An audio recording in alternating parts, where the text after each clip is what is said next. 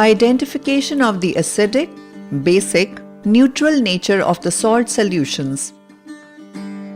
Materials required: ferric chloride, sodium acetate, sodium chloride, litmus paper red and blue, dropper, 3 watch glass. Procedure: take about 1 ml of ferric chloride solution in a watch glass. Take a piece of blue and red litmus paper and dip it in the solution.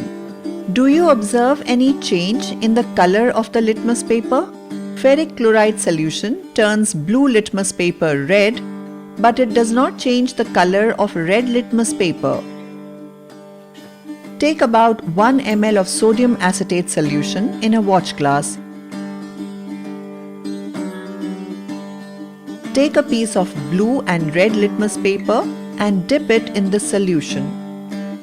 Do you observe any change in the color of litmus paper? Sodium acetate solution turns red litmus paper blue but does not change the color of blue litmus paper. Take about 1 ml of sodium chloride solution in a watch glass. Take a piece of blue and red litmus paper and dip it in the solution. Do you observe any change in the color of litmus paper? Sodium chloride solution does not change the color of either red or blue litmus paper.